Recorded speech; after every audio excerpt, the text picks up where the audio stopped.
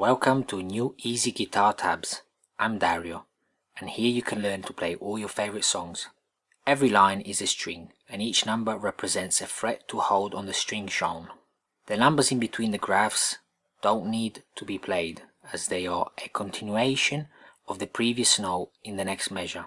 All tutorials have a standard tuning, so no capo is needed. Hope you enjoy.